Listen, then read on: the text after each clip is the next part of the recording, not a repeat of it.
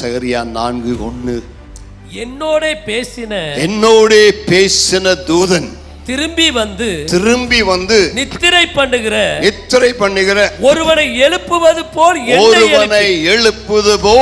என்னை எழுப்பி. இந்த தூதன் ஏற்கனவே 4 முறை வந்துட்டார். 1 அதிகாரத்தில் 2 முறை, 2 அதிகாரத்தில் 1 முறை, 3 அதிகாரத்தில் 1 முறை. மீண்டும் 5வது முறையாய் தேவன் தூதனை அனுப்புகிறார். ஆண்டவர் ஒரு தடவை பேசுறதோட நிறுத்தி விடுறதில்லை.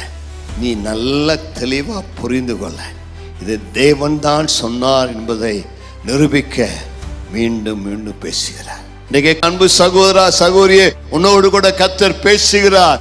உள்ளத்தில் சந்தேகங்கள் எழும்புகிறது என்ன, உள்ளத்தில் கேள்விகள் எழும்புகிறது என்ன?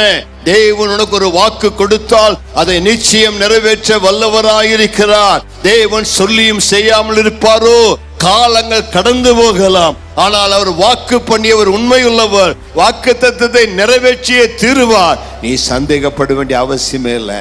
அந்த வாக்கு தத்தத்தை உறுதியாய் பற்றி கொண்டு நீ சொல்ல வேண்டிய ஒன்று, நீ சொன்னபடியே எனக்கு செய்தலாம். உடைய வாயினால் சொன்னதை உடைய கையினால் நிறைவேற்ற. கர்த்தருக்கு மகிமை உண்டாவதாக.